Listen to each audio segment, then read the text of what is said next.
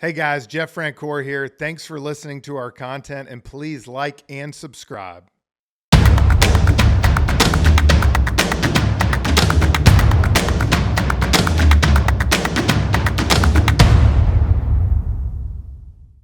Before we get to the podcast, if you have middle school or high school kids that play sports and you don't want to fundraise like me, we got you covered. My buddy Chris Carneal owns Booster. Chris?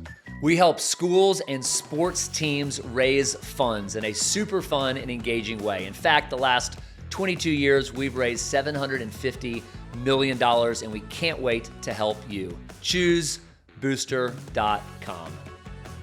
Hey, welcome to Pure Athlete. I'm Britt Lee. I'm here with Brad Williams, and somebody is conspicuously missing today. Francoeur called in sick. He's got the flu, so we're going to miss him today. We've got an incredible topic, Brad, to talk about, and a great guest. Hopefully we can handle the load. I mean, this is going to be interesting. Two amateurs without the pro. Well, we've got a pro right next to us. In fact, let's just get right to it. We've got a fantastic guest today. He's a great friend of the show. He's been a guest talking about his youth sports story back in the early days of the show. But without further ado, welcome to the show, Matt Stinchcomb. Good to be back, guys. And I will say, not just a guest for today, but a fan and satisfied customer type deal. I feel like I'm doing a hair club commercial. You're a friend of the show. You're friend of the show. You're an OG. He's wearing the gear. Yeah, I got the gear. I brought the swag, which is good looking stuff. Yeah. But it makes total sense. Y'all have put out great content. And I'm steady poaching ideas from y'all and the guests. It's been a heck of a fun run to watch. Well, we appreciate you coming on in the early days. You know, we really do. And not just coming on in the early days. Our audience wouldn't know this, but even before we got started, we had some lunches. Some with good you, lunches at Matthew's Cafeteria. You gave us some great input, and so we are very appreciative of that. Well, it's been fun to watch y'all grow it ballistically. I mean, this thing's been a rocket ship, that's for sure. And y'all have had thanks for having me back on, because y'all have had some great guests. And so I'm happy to bring down the average to make it more relatable. Relatable to the audience. Not at all. Not hardly. Well, we do have a great topic today. So we wanted to bring Matt on because we're going to talk about the state of college football and kind of the whole changing landscape that's changing like so rapidly. And there's nobody who's closer to it than you are. And you have a lot of great thoughts, as we've talked about off camera, and can't wait to have you share some of that with the audience. And I think, Brad, we ought to say beforehand, why are we as a youth sports brand talking about the state of college football? Yeah, it really is, because, I mean, for our audience, a lot of these kids and obviously their parents, I mean, they think about, hey, do I want to play college sports? Do I want to play college football? And that is, maybe it's a dream. And so, I mean, they're watching this as we're watching this landscape just dramatically changing. And so we kind of want to talk about like what's going on. Why do we think it's going on? Where do we think it's headed? So that they can prepare strategically for, what they're getting into. Yeah. And I think we've chosen football because, let's be honest, football is kind of both the golden goose and also the two-headed monster of college sports. I mean, everything kind of runs off of college football. And so I think, seeing what's happening on the college football landscape will have implications into all the other sports as well. Matt, you have a daughter who's playing volleyball in college right now. So, you're real close to other sports as well. Yes. Yeah. It's, and football, not just in this part of the country. I mean, across the country, especially at the collegiate level, that's the economic engine. Even at some what would outwardly be thought to be like basketball schools, football is the economic engine. And what's happening at the collegiate level is material to all those other sports that hinge off of that revenue producing event that happens 6 or maybe 7 times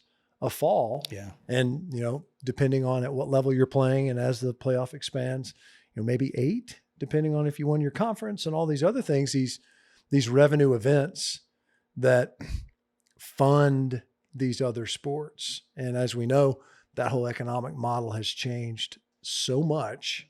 And there are other recipients, and there's, I guess maybe newfound sources of revenue, via the NIL, that it is destabilizing it. Maybe not necessarily in a bad way, but it's definitely different. That's an inescapable truth. So let's start from the beginning. How did we get to where we are today? Like, what's happened in the last? I mean, we don't need a history lesson, but I'll say the last 5 years, it seems to be, on steroids, so to speak. And how did we get to where we are right now? Which we'll talk about but how did we get there? Yeah, I think, a lot's changed in a short period of time. So it's not just the change, it's the acceleration of the change and the important elements that have changed. So, the how, I think it's easy to lay the feet at quote unquote leadership. I think maybe a better way to describe it would be a lack of foresight, vision, awareness, acknowledgement of all the issues that were being brought to the fore in court cases that ultimately that resulted in, I guess, judgments, is for lack of a better phrasing. I think they were actual judgments that were saying, look, now the model has to change. And from an enforceability standpoint, you can't restrict these transfers, and you cannot restrict a student athlete's ability to capitalize or benefit from their name, image, and likeness, NIL. And all of this kind of happening in a short period of time. So the loosening and the facilitation of the transfer portal, and then that kind of merging with or being influenced by, and in many instances now fueled by, the opportunity to participate monetarily in your name, image, and likeness, and how those two real obviously came together. I mean, anybody with a brain that was paying attention to what happens and has been happening under the table forever at the collegiate level, and not just specifically to football, but since we're talking about that in the football space, you had to know that what we have now, which is most easily described as pay for play, was the most obvious and immediate next step. And that's kind of where we are now. And it has changed the way these programs interact with one another and how they interact with their rosters, their existing rosters, and notably with prospective student athletes coming out of the high school ranks. And so it's had quite a ripple effect. Do you think the TV money just got to be so great that they couldn't ignore it? And it just got to the point where, like, for years and years, they were able to kind of talk about, well, it's, it's a system, and it's, it's paying for all this other stuff. But do you think that just the numbers and the dollars just got so great that they had to kind of put a light onto it? I do. I think it got, the awareness of coaches' salaries, the fluidity of these coaches, the ability to leave at the end of a season before a bowl game's played, most notably. Interestingly, you don't see coaches departing mid-season, which is now a new evolution at the player level, where players are just tapping out during the season, saying, I'm going to hit the portal. Kelly Bryant, maybe the first most notable quarterback at Clemson. Trevor Lawrence is named the starter. Next thing you know, they go out to practice. Kelly was at walkthrough. Kelly was at meetings. Where's Kelly? Oh, Kelly's in the portal. And next thing you know, he's taking recruiting visits in season to Missouri. I saw him. We did the games at Missouri, at Arkansas. So he's like reinitiating his recruiting. You don't see coaches doing that. That's one element where you're going, that analogy falls apart. Maybe that's next. But outside of like a dismissal, those coaches play out the string. They coach out the string. But I do think that coaches' salaries, and incidentally, yes, they're elevated, and some of them are outsized. But then you look at like the AFCA, and you look at the average compensation, and there's all this interest to get into coaching, chasing a very, very small number of jobs that have these outsized numbers. And Southeastern Conference is part of the country. The salaries are much larger. I think the attention that got, and what was fueling that was what the media rights deals, not just the television deals, but the rights, the in-stadium activation, with companies like the old ISP that became IMG and the Learfields and the others that are in that space. There's not many players, incidentally. Those were funding pretty exorbitant, not just salaries, but buyouts. And it's hard not to notice those numbers. And the players, I'm sure, were going, wait a second, the product is on the field. Yes, the coaches have a role in that. We want a bite of the apple, so to speak, which might be the next. They're not getting that now. The players aren't getting a piece of that monetarily. And maybe you hear about the Chip Kellys of this world that are, all he did was repackage ideas that have been out there for a while. None of that was novel. Everything that Coach Kelly was talking about is compelling, but none of it's new. Right. That's all been out there for a while, the idea of having a commissioner just for football. But I do think that the dollar signs garnered enough attention to where it was like, now, hang on a second. How again is it that these players we got to address can't this, participate? Yeah. And there was no good mechanism in there. Once that swung open, there was no infrastructure to say, and now this is how this could best be, operated within this new environment, this environment that maybe should have always existed. Instead, it was just, yep, now you can do it. How can you do it? Well, and if we set rules, can we enforce them? No, not really. Yeah, I don't think I'm hogging the interview. Sorry here, Britt, but I don't think the NCAA was prepared for it to get this big. I think when it was established, obviously they didn't realize that the money that was going to come in, it sounded great. And it's a great institution and it's a great purpose. And these kids can get college, paid for through sports, but they didn't have anything on, like you said, on the books ready for what was about to happen. Which is inexcusable, right? I mean, how can you run a tournament, a basketball tournament that has a B attached to it? I don't even know what the number is now as far as revenue generation. And you don't get that maybe that there's this pent up amount of potential involvement. Are you unfamiliar with how athletic departments raise money and boosters and effectively that's what NIL immediately became, was legalized boosterism. It's the handshakes and the McDonald's bags filled with cash are now just, now it's all above board. And it's somebody told me this morning, the guy we all know from church said that NIL stands for now it's legal. And that's effectively exactly what it's become. So let's dig into that a little bit, because you just introduced a whole bunch of things and they are all intertwined: transfer portal, NIL, Chip Kelly and his stuff, which we want to dig into a little deeper as we get into this thing. But, everybody in our audience doesn't know, this stuff like you do.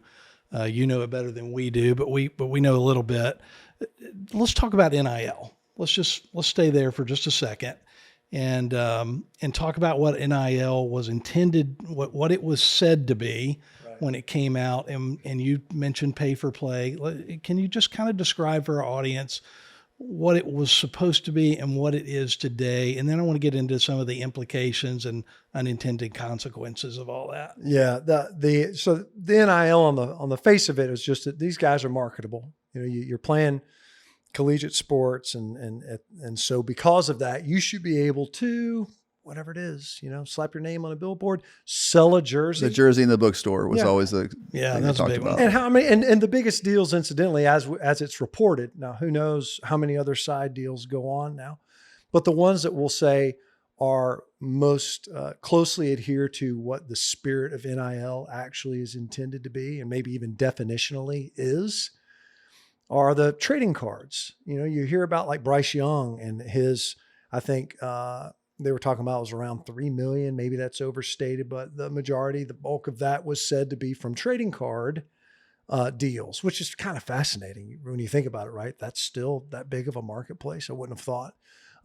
And as I understand it, that still persists. Some of these guys that are household names, the guys that are up for the national awards, the Heismans, the guys that are in the Dr. Pepper commercials, It's Caleb Williams, it's Bryce Young the year before. The year before that, it was very briefly DJ Uiagalelei. Did not have a very strong start to the season. Those commercials kind of went away. And so the idea is those athletes should be able to capitalize on that. And you look at what it actually has become, and it's athletes that are being compensated that aren't marketable. We can just say that. I think you don't have to have some informed marketing background to know that. I'll tell you right now that Bryce Young could walk into the Waffle House up here at the corner and nobody's going to recognize that guy, unless he's wearing his jersey or something. Maybe I'm talking about even a big Alabama fan. You're not going to be, that's Bryce Young. I mean, he's not a big guy. There's nothing that would really stand out that much. It's not a knock on Bryce. It's that you're not that genuinely marketable. Yeah. But if you can, and there's somebody willing to do it, you should be able to capitalize on that. And what it very quickly became is, hey, everybody's marketable. And this athlete that's coming out of high school that's never played it down, nobody would recognize him, unless you're on 24/7 Sports or Rivals or whatever it is where they're selling stars. This guy, we really need him. He's a 4-star. All of a sudden he's marketable. And so he's getting whatever it is, 6 figures, maybe more, to come to XYZ University. That there's no way that he's capitalizing on this name, image, and likeness. This is pay for play. If this, then that. If you come to this school, because I'm not going to, as marketable as you purportedly are, if you don't come to XYZ University or, fill in the blank state, it's funny how all of a sudden you're just not that marketable to me anymore. And that's what it very much has become, where it's like it's a payroll, it's a salary. And, what Coach Kelly proposed and others have is more of a part of his broader statements was this employment type of arrangement where the schools themselves, and I'm not sure that he even used the word employment, but where the schools are paying these athletes or the athletic departments are paying these athletes directly. Because now, guys get non-monetary compensation. They get the scholarship, which there's nothing free about that scholarship. Those kids are working. It is a de facto job, but the compensation heretofore has been non-monetary. Tax-free, incidentally, tax-free. So your tuition's getting paid for. We're going to put, 4 walls and a roof around you that'll look better than most that when they graduate, either undergrad or graduate degrees, they're not going to live as nicely as likely you are. So we feed you, house you, pay for your schooling. You're going to walk around. And if it's a Nike school, if it's a fill in the blank school, it's a whatever else school, you're going to have a couple of their Christmases a year.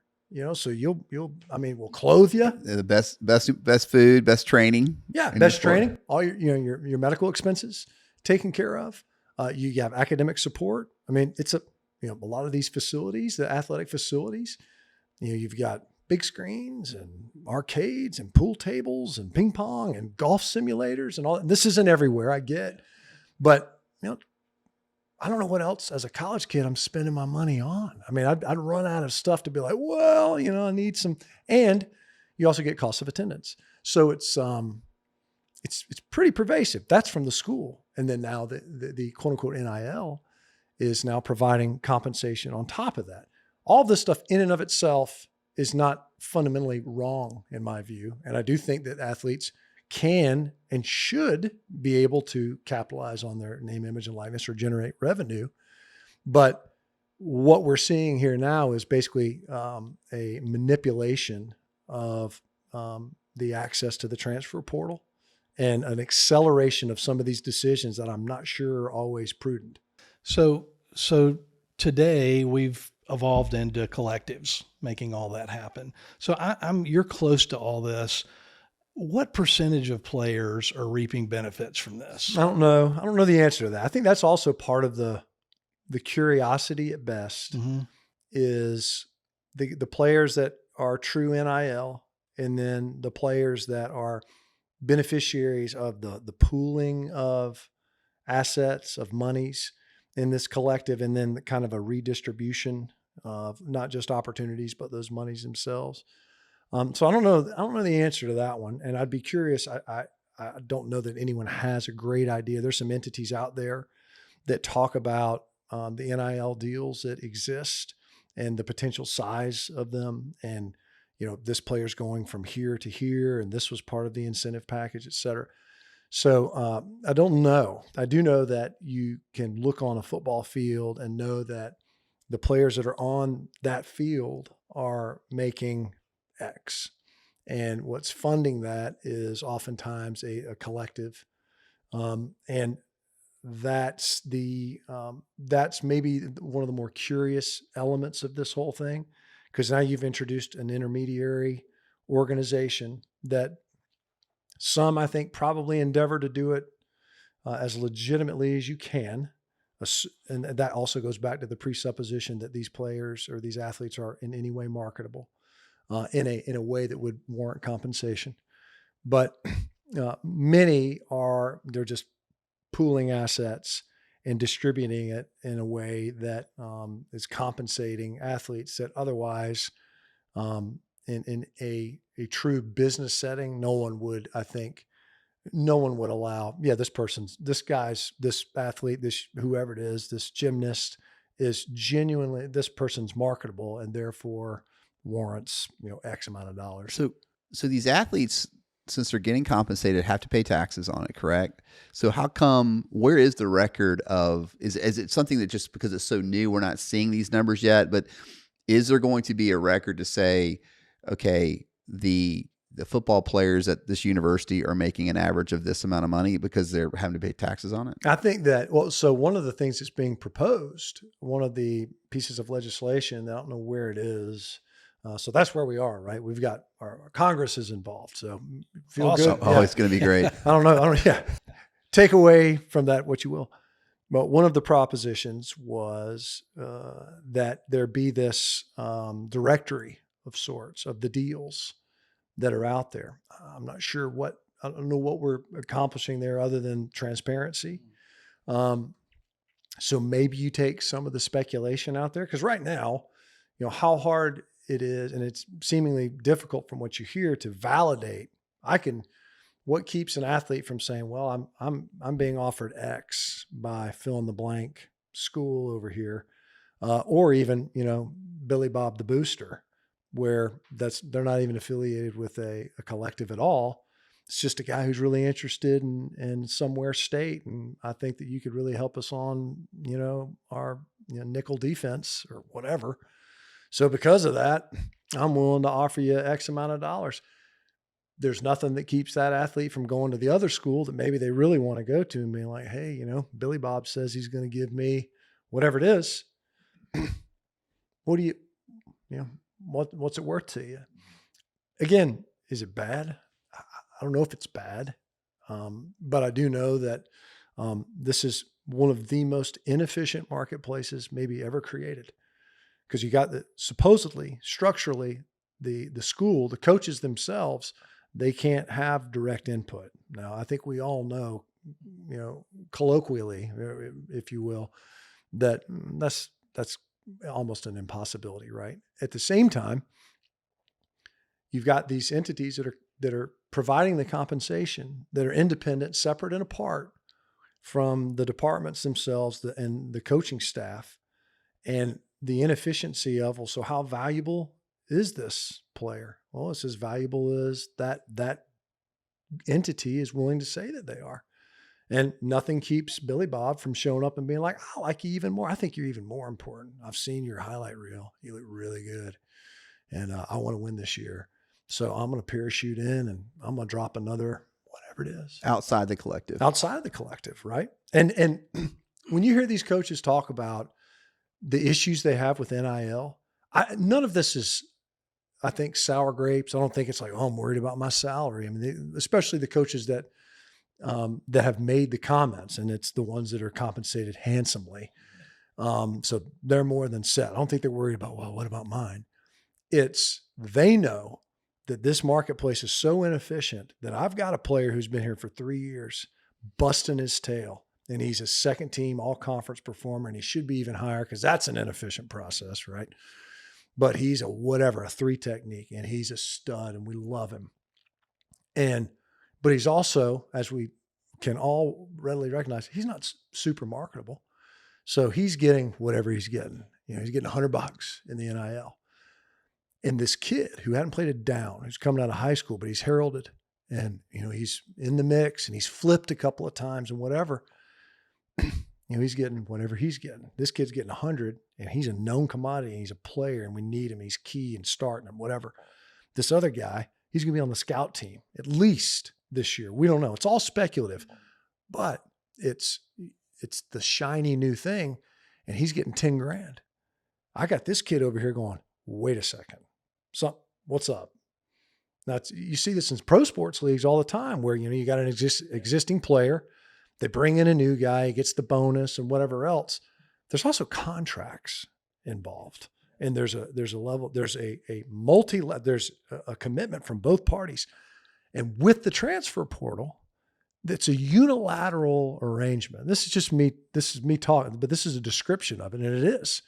That player can leave as soon as I don't like it, or as soon as I want more. I can hold you hostage at any time and say, all the leverage. I know they have players didn't have enough agency before. Mm-hmm. And now it has swung so far the other direction to where the players have nearly all the agency. And depending on their motivations, you can manipulate, you can really exploit what is a grossly inefficient marketplace. And everyone will say, no, eventually it'll normalize. There's a sucker born every day. And if that continues, then there will always be, I just need one more. I need one more Billy Bob to really like me. And is that fundamentally a bad thing? I don't know, but I do know that fundamentally it is highly disruptive. It's proven to be incredibly disruptive. And right now there's a lot of displacement in college football because of it. Well, what about, you've been in a lot of locker rooms. What does it do in the locker room? To me, that might be the biggest potential issue. Not potential. It's real. Cause you hear about it, is that, guys aren't stupid, and these deals they're as confidential as the parties that are involved. Right. And even some schools, there's incentive to want to know, when Bryce Young was making whatever he was purportedly making, that was put out there. They weren't worried about talking about that because that is now seen as attractive, rightfully so. This is an opportunity. Come here, and this is the type of participation you can get.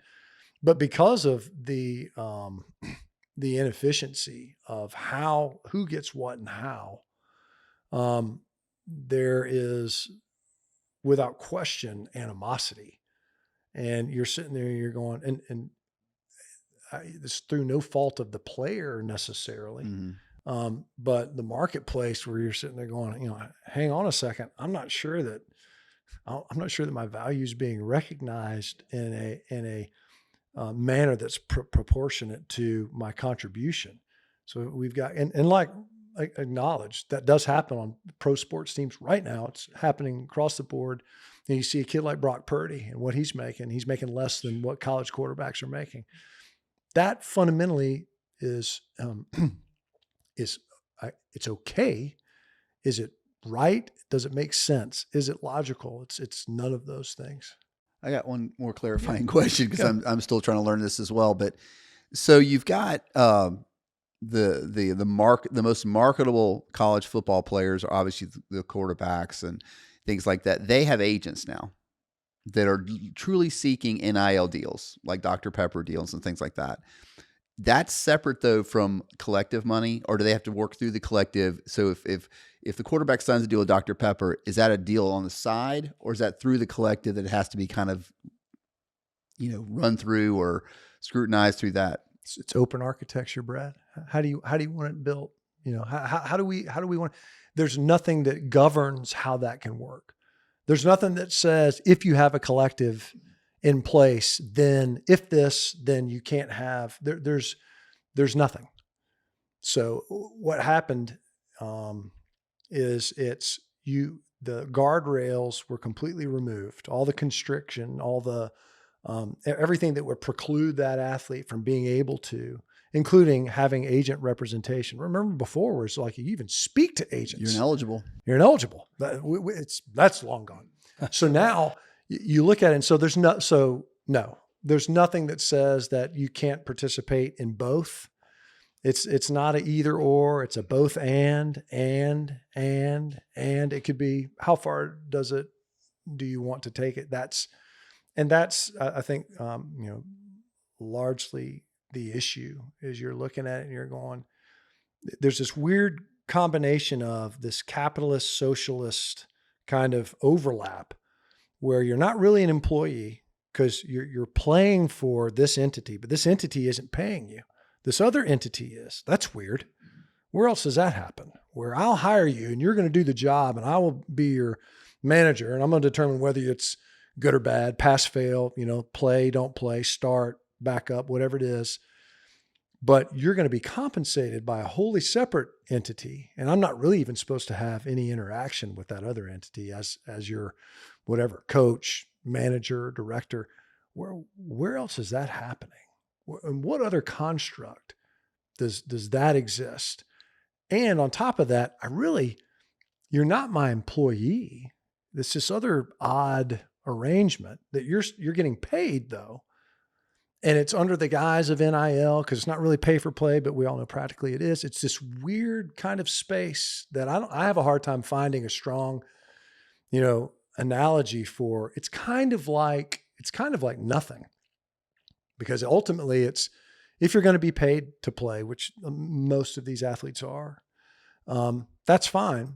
But the moment that your production is not commensurate with what you're getting paid in any other setting, something changes, right? Either you amplify your production, I reduce or diminish your compensation, or there's a separation, you're fired. And where in this whole dynamic does any of that exist? And I could hear the argument being, well, they're just kids. Okay. All right. Well, they're just kids. They're being paid just like any other kid, 18-year-old that has an actual job.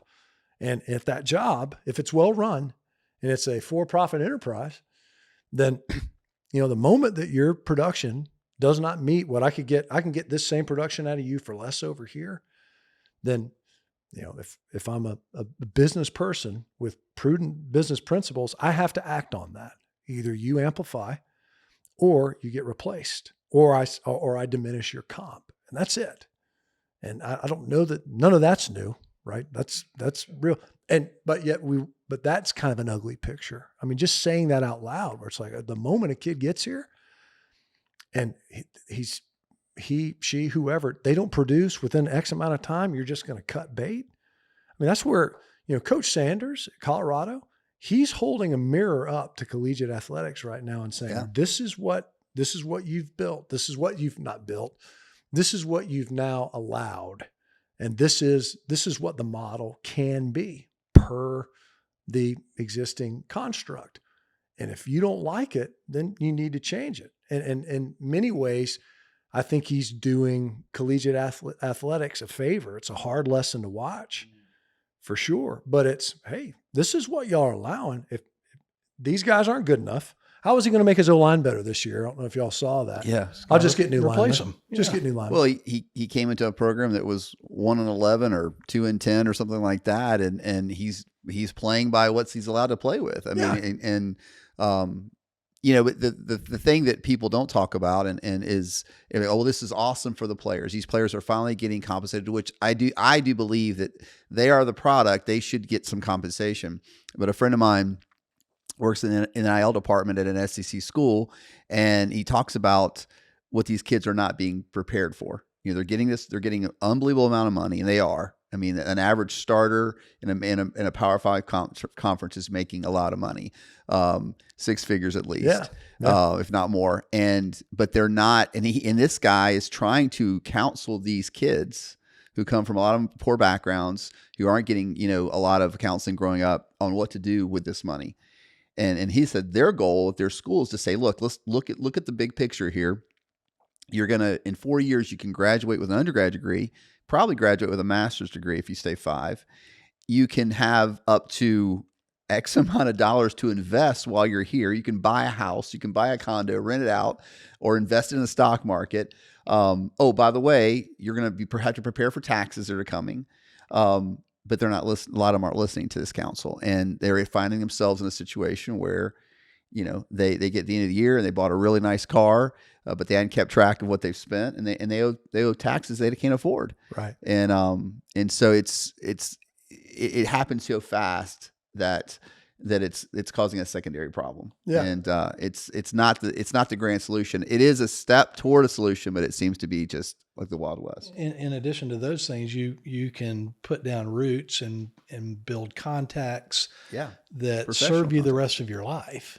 I mean, you've leveraged that from your days of playing and staying in the community and having contacts that have helped you, the rest of your life. It's real. That is real, and it persists. I think the hard part is, and look, there's a lot of positives. There was a lot more parity in college football this year. Mm-hmm. The quarterback position has benefited greatly from the transfer portal, and some other positions as well. So it's not all. This isn't. I don't want to come off like, it's boogeyman. Every change is bad and all this other. But I do think change without structure is potentially dangerous. It's definitely disruptive, potentially dangerous, in that, and I think we're seeing a lot of that now. But there's no question that the ability to persist in a spot, at a school, in a program, to develop that muscle, that whatever you want to call it, commitment, determination, perseverance, fill in the blank, grit, right? Toughness. It's just, that matters a lot, as we know. And to work through challenges, some of that, a system fundamentally changes.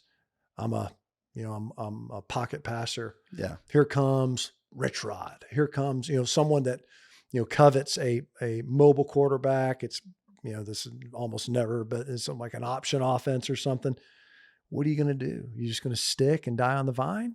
So does it make sense to change? It does. That does, the ability to then do that. So it's not as if this, to make rosters static and to make it a 4-year, for sure, it's got to, knowing that the turnover at one point was 80%. Your coaching staff. So the odds of you playing for that coach that you love through recruiting is against you. You're eventually, in your 4 years of eligibility, maybe 5, if it's COVID, 6 or 7, you're not going to be with that coach anymore. Yeah. So should you be able to change? Yeah, that makes sense. Right now, as we're recording this right now, there is no penalty now. There's no waiver process. Now you can transfer again. So we had the one time for free immediate eligibility. Now you can do it again, immediately eligible. And that was extended through now the spring, some point in the spring. It was going to be through December 27th. And it's like, I don't know how you can, as an organization even, how do you manage your roster? I don't know how. I don't care how much a coach is getting paid. You're asking these people to sit atop a process that is completely unhinged. There's nothing that commits the athlete to the organization at this point in time, other than maybe an NIL deal, which might be the most compelling part of it. Yeah. It's certainly keeping guys from going pro. You can make an argument that that's a good thing for collegiate sports. But there's all this, because there was such there was no preparation. There should have been anticipation. Surely there was, but there was absolutely nothing to come in to govern that when the portal is now wide open and players can initiate it and the institution is independent of that process. And NIL, there is no construct there that you get this. And this is pay for play. This is a permanently fluid roster that can, you can say whenever you're ready, I want more. I don't like the way you talked to me at practice today, whatever it is. I don't know that that much agency for an 18, 19, 20-year-old kid. I don't know that that's always a good thing. Well, we got we have 1,300 plus kids in the portal right now. Maybe it's more than that, but something like that. Every year it's growing more and more. And not all those kids find a spot. No. So some of them, drop their scholarship, enter the portal, and we've seen the stories and they can't find a spot. Right. And in the cold calculus of it is, it's like, look, were you not good enough? And so you were shown the door, like at a Colorado. Yeah. Or was it, grass is greener? And so this is a hard lesson learned, because you find out that, whoops, I thought I was maybe more valuable in the marketplace than I actually was. But there's this, this kind of weird limbo of where Colorado is doing it seemingly the most Transparent, we'll call it, okay? Maybe the most extensive or extreme manner of it, which is literally you're either good enough or you aren't. And if you are, you can stay. And if you aren't, then you're gone. And that's, I would think in the traditional collegiate model, that's a hard thing to hear. But maybe that's what this model has to now be. I don't know how you marry the two. So do I just keep you on? It seems like a massive competitive disadvantage if you can't help me right now. And then what does that do for the incoming population of student athletes coming out of the high school ranks?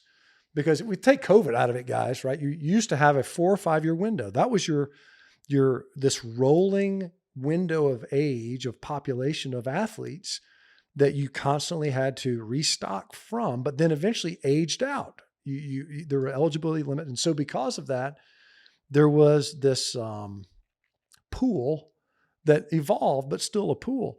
And now there instead of there being this influx of high school athletes, and it gets pushed further and further down the tiers at the Power 5 level. And you talk to a lot of these coaches, it was, well, I'd need to reserve X number of, I'd need to learn to hold back some scholarships, because why would I take a kid speculatively out of the high school ranks? Ideally, you'd want to do that, but I need an answer now.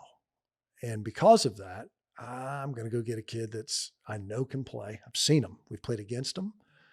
And so I'll go grab them. But with NIL, I don't even have to have a scholarship for them. I just need to have a spot on my roster. Interesting. Mm-hmm. That's interesting. Because it's just a funding source, right? I don't have a scholarship for you. You're going to be a walk-on, and we're going to give you an NIL deal, and you can come play for us. That is maybe the purest form of pay for play, but still also a thing. And that scholarship very easily and likely would have gone to, prior to the advent of the portal and then the expansion of rosters, which effectively that's exactly what NIL did, was expand your rosters beyond your 85, is it froze out the high school athlete that otherwise is, I'm looking at you, you're 30 pounds away from being able to play for us, but I'll let somebody else grow you. Yeah. You go grow somewhere else. And if you make it there, great. And if we still have the need, then maybe you can come play here. Otherwise, that kid would have come on. They redshirt him. You stick them in the weight room for a year or two. And I'm talking, more Right. football specifically, but it's true of other sports, right? And then, you'd be playing here. Is that a bad thing? I don't know if it's a bad thing, but it's definitely a departure you've created a farm system, a de facto farm system. Well, I mean, I'm seeing it as an AD. It's definitely affecting high school recruiting. Yeah. I mean, if you take away the 5 stars and 4 stars, everybody else seems to be shifting down a level. If you were a mid-level D1, it just seems like you're a D2 now. If you're a D2, you're a D3. Or maybe you're JUCO, or maybe you're going to prep schools now. It is, and again, I'm not necessarily saying this is a bad thing. It is a capitalistic system now, and it is providing less opportunities at Division I level, because a coach is going to look and say, I've got this kid and we can talk about talking about the farm system. I can look at an FCS running back that I know what he's done. I'm going to go with that kid over the kid who's a high school 3.5 star who's got great potential. That I know, I'm not sure what he's, how he's going to handle college, how he's going to handle the physicality of college football, but I know this other guy can. So he's going to take the FCS guy. So going back to that, is the danger of the Group of 5 and FCS programs in football, are they going to since just be farm systems for the Power 5 schools? They are now. They are right now. I mean, right now, that's what those schools are. There are members in the Power Five that are farm teams for the bigger ones. Right? I mean, they are. Yeah. You're sitting there and you're going, and if you don't have, if your collective's not in place it's not really dig a moat, it's maybe build a wall. You know, it's an insulating layer of NIL dollars that says you're going to stay, right? I mean, you could leave, you know, what's it going to take for you to stay? And absent that, they're gone. And for that athlete, maybe that's the best decision for that athlete. Maybe it isn't. I do think the capitalist part is the part that I maybe struggle with the most, because it's capitalist in only very specific ways. It's the others where I'm going, and I can think of a lot of it. You know, there's 11 guys on the field. The elite programs are able to roll guys on and out, right? But even then, you're running maybe 3 deep at some of those positions. But there's a couple where you're like, I can't take this guy off the field, right? So let's just say if you've got 85 scholarship guys at the Power 5 FBS level, 85. Let's pretend that half of them actually play meaningful snaps. It's not true, but let's just say that it is. What about the other half? You know, you got to be able to practice, right? So that's of some value, right? But usually they're younger players, but a lot of that other half, they're never going to play. I mean, there are guys that were good high school football players. They stopped growing. They got injured.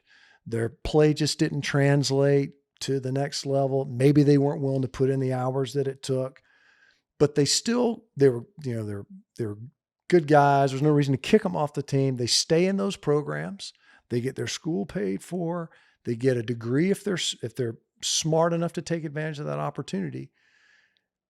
But they never contributed really on the field, and they were a commodity really in practice.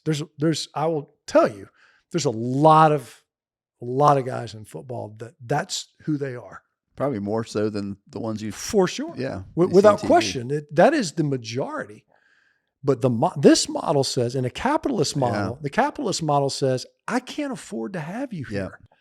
It's not additive to this. And so if we're going to do this right now, we're not really doing it. We're kind of doing it in only certain ways. And in other ways, we're going to, it is, you know, I'm not trying, this isn't like intended to be like a political statement. It's a socialist model in that heretofore anyway, at a lot of places other than maybe places like Colorado and maybe others quietly, it's, but you know, you're here, you know, your hours, team environment, blah, blah, blah, and, you know, maybe we bring you along. But the truth is, you know, by the time they've been in the program 2 or 3 years, there are guys that it's like, it's not going to happen. Yeah. It's just not going to happen. But we're going to keep you on here because absent this, right? If that kid in a truly capitalist structure, it would be like, it's not going to work out. You're going to have to seek life elsewhere. And that's what Coach Sanders did and is seemingly doing. And I don't doubt for a moment other programs are. And incidentally, it happened on a much smaller scale before. You get coaching changes and they're like, look, you know, you're probably not going to play here. Mm-hmm. But not to scale. And if it's going to be capitalist, then either you can or you can't. Either you fit or you don't. And if you don't, you're gone. And what we know for a fact is there's not always somewhere for them to go. And my question then is, what happens?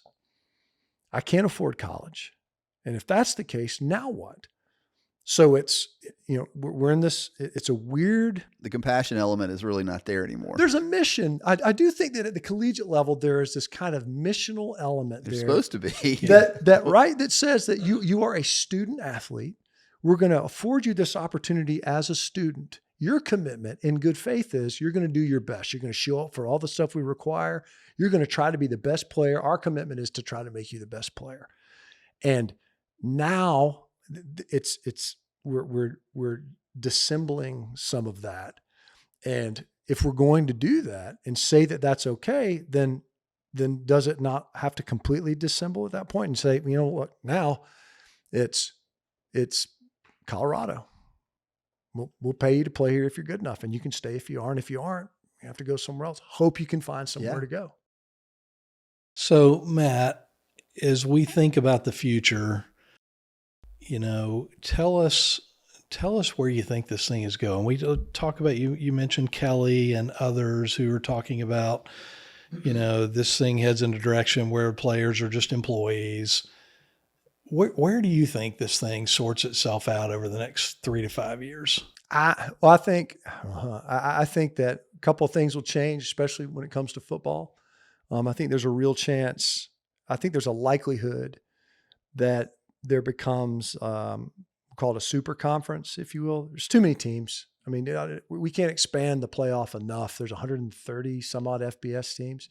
It's crazy. You can't even name a lot of them. And so I do think this is something that, in talking with some really accomplished folks that are in the bowl space, that understand the rights deals and interact with the conferences and et cetera, where what they said was it makes the most sense for there to be whatever it is, some type of a super league that could be subdivided into conferences. I don't know. Coach Kelly said, I think it was 64 programs is what he talked about, and making college football separate and apart from the other sports. The idea of having a college football commissioner has been floating around for a long, long time. The need for that, I think, has never been greater. Everything that we've been kind of kicking around on this thing has only exacerbated that need. And I think it makes all the sense in the world to quit pretending as if this sport is the same as those other sports. It isn't, economically or otherwise, like these other sports. For a long time, it's been this, black hole of the center of gravity from a scholarship standpoint and from a Title IX standpoint. There's just no counterbalance to the 85 that football has.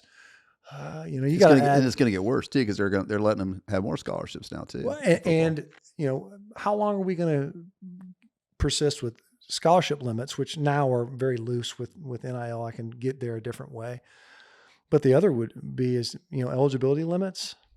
What informs 4 or 5 years? We already got guys that have played 6 years, played, not just I got injured and so on. No, they're out there, they're playing on the field 5 and 6 years. That's different from like with BYU that have athletes that would go on mission. They're not playing football. Yeah. They're riding, they're riding their bikes, can't even use vehicles, on mission. They're not lifting weights and running 7-on-7. So that's different. But this is a contiguous, 5 years. So what informs that? Why can't you just stay? I'm still pursuing. I mean, do you still have to pursue a degree? What is it that says what's magical about the 4 or 5 or 6 or 7? So, but I do think that we get to a point where let's just see this for what it is. The biggest brands, whomever that is, the most accomplished, whatever those are, is it 64 teams? It's whatever it is. And then it's got its own governance, and the compensation is more closely held with whoever the sponsoring institution is, whoever that is. Is there a student component to it? I feel like there has to be. And the reason I say that is not to persist in a charade, which is like one and done in hoops. What a joke. You go to school for the first semester. Do they even show up for the second semester? Who cares? I wouldn't. So it's that in and of itself structurally invites that kind of activity. But if you divorce that team, whatever it is, from the sponsor institution, you add another degree of separation. Now it's just bad football. And that's the long and short of it. Mm. The best college football team would get drugged by the worst NFL football team. Mm. There is that's been kicked around before. People would be like, I think that such and such team this Miami team would have given the Cardinals a run. No, they wouldn't. They probably wouldn't score a point. I mean, that divide is immense. These guys have been doing it for 7-8 years. They got a wife and kids. This is what they do. You're 20 years old. You're really good. This ain't high school all-star football anymore. So if you lose that sense of collegiality, this weird sense of familiarity that you have with, I went to Georgia or I grew up in Georgia. And so when I see the Georgia Bulldogs or the Georgia Tech Yellow Jackets or the Alabama Crimson Tide. You know, it's like I'm a part of it. There's this sense of whatever, kinsmanship. As soon as you lose that, it's minor league football. And I'm not going to watch that. I'm not even really interested in that. You can look at any minor league, anything else. People aren't interested in it. They want to see the best. And if you want to see the best, you got to wait one more day because they play it on Sunday, not on Saturday. So I do think that that as soon as, and we're definitely fraying at the edges. As soon as that connection is severed completely, I think that that's a bridge too far. There's a tipping point. There's a tipping point where, like you said, that the people who love college football love it for different reasons than the people who love I like them both, but I love college football more. But the reasons I love college football is different from the reasons I watch the NFL. Yeah. And you're going to lose that. And not to say that a lot of this has been due, these players have been due this, but they got to figure out a way to be fair to the players. But at the same time, they're going to kill the golden goose, which is the fans, which ultimately is watching it on TV, which is ultimately paying for all this. Yeah. And so someone has to figure out a way to do both. And I'm not that person, but how do you get them on campus? That's the other question I'd be. You talk to these athletic departments, they're big television deals, there's no doubt, but it's season ticket renewals and private donations. And that's true on the campus side too. And their biggest fundraising events are built around the college, the football games, right? It's homecoming. It's whatever it is, the big rivalry weekend. And the respective colleges will have a sky suite and they're going to host whoever it is. And it's a way to get people back on campus. And once that connection gets diluted, then I think it doesn't just impact athletics, but it'll impact the campus side as well, which that's a whole nother podcast about the economics on campus and how unhinged from reality those are. So we do want to have a part 2 at least of this where we really dig into what this means for high school kids. But I want to ask maybe one final question of you here, because we've talked about football the whole time. And you have a daughter, again, who plays volleyball. I had a son who played tennis in college. You have a son who's looking to play baseball in college. So if we go down the path and you end up paying, all the football players, and the football engine has been the economic engine to drive all the other sports, what's going to happen to all the other sports? You've been part of an athletic department, albeit one of the top ones. But what does that look like? I think that this is, I'm talking out of school because I'm not in these athletic departments now. But what we're seeing now is, okay, so let's assume that what NIL has done is it's unlocked an additional amount of monies that were maybe sidelined or dampened because of the rules. So now it's legal. So maybe that pool's expanded. It's been legitimized. If that's the case and that's sufficient, and let's say that that's brought under the umbrella, then I don't know how that compromises the existing sports, given the way that the revenues are divvied up now. But if that revenue source is actually in many ways redundant, or it's temporal, so it's like the same sources that are contributing to NIL were also the same sources that were contributing towards facility expansions and, maybe for the non-revenue sports, which is virtually every other sport in almost every instance, there's a fixed amount of those assets, monies out there, or at least a willingness to allocate it that way at a lot of institutions. And so I do think that is I think will kind of crystallize, it'll bring some clarity to just how much overlap there is in those revenue sources. And if they are completely redundant, then I do think that if football then is going to have to, in this instance, siphon those monies towards, instead of allocating it towards the athletic department at large, now those monies, if they're redundant, it's not an additional pool, it gets redirected to salaries. Well, then there's either a tightening of the belt to the point where it looks substantially different, or it's eliminated entirely. And I don't have, I can't, 30,000 feet. It seems to make a lot of sense that there's only so many people out there that are willing to stroke a check. And they're only willing to stroke a check for certain. I'm interested in football. I'm interested in whatever it is, volleyball, baseball. I'm not really interested in this other stuff. And before, it kind of, you could earmark, but it goes to the athletic department. You trust them to allocate, right?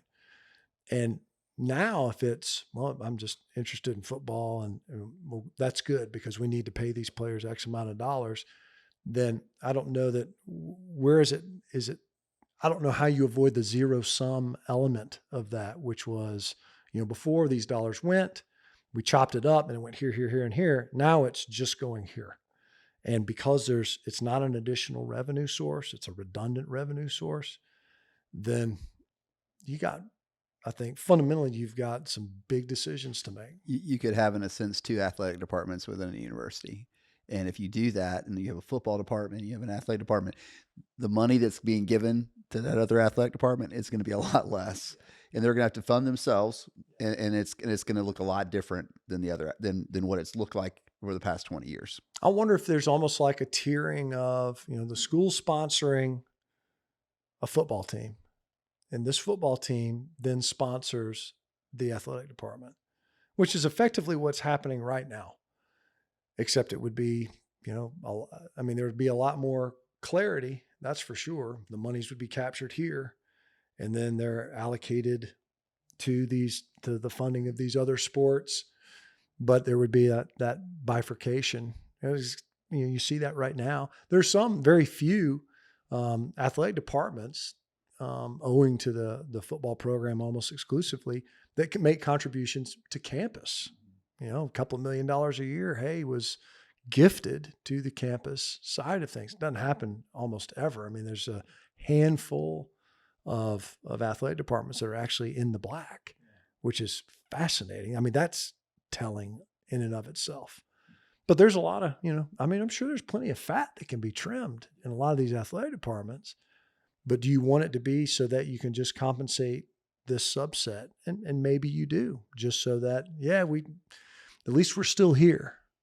Maybe we don't take that trip to the tournament wherever in the Bahamas, but we still have a team. We're still competing. You still have scholarships, all those things. It just maybe doesn't rain Nike gear as often as it used to. Maybe that's a thing. I fear that what we saw even during the pandemic is people sacrifice certain sports. They don't bring all the sports down. They just kill certain sports. Yeah. And I could see that. My biggest concern with all of this, genuinely, are the players that didn't make it, that didn't get that 2 or 3 clicks that it takes to actually contribute on the field. In this model, I have to wonder what happens to those players. Yeah. And how do they, what's the funding mechanism for them to perceive, or pursue a degree at that level? Well, a friend of mine who played college basketball here and played basketball professionally in Europe, that's the model in Europe. You're a professional player. You're tabbed a professional athlete at a young age, and it has nothing to do with college. It is a track that leads you on that sport. And then it's separate from college. And that's why you have so many European kids wanting to come to America, because they weren't good enough to be professional athletes in Europe, but they were able to get a free education in America. And he thinks that's the way we're headed in America, that you're going to be either a pro or you're going to be just a college student. And they're not going to be the same thing anymore. And it comes down to what truly is the mission. These presidents have to kind of ask that hard question. What is the mission of these universities? And, is it to have a great football program, or is it to have an athletic program that represents your university? And sometimes they work. It's great if they can work together. And I love college football, but it doesn't seem to be parallel right now. Yeah. It'd be interesting to talk to some of these newer programs. There are schools in this state that, and many others, of course, that have introduced football. And you think, so now what are your thoughts around that decision now? And have they changed? Maybe they haven't, but I don't know how they for sure have to make different accommodations and considerations than they did when they made that decision 10 years ago. Well, guys, there's so many layers to this, and we could go on for hours. And as we said, we do want to have a part 2 where we translate some of this to what it means for high school kids. But Matt, yeah, I mean, for me personally, it's fascinating to listen to somebody who's so close to all this. You were a player, and so you lived it, but you're close to it now in all that you do with SEC Network and with a certain big school right down the road that you're pretty familiar with. So thanks so much for spending time with us today and sharing your thoughts. Well, thanks for doing this podcast. Like I say, I'm not the only one. There's a lot of parents of athletes that are leaning into this content that y'all are providing, and I'm grateful for it. Thank you so much. We appreciate it. Think we're a few days from Christmas, so you have a Merry Christmas, and all you out there have a Merry Christmas. We've got a special year-end show coming up a few days after Christmas, so have a great week. Thanks. Hey guys, Jeff Francoeur here. Thanks for checking out Pure Athlete, and subscribe to our channel on Apple, Spotify, or wherever you go to listen to our podcast.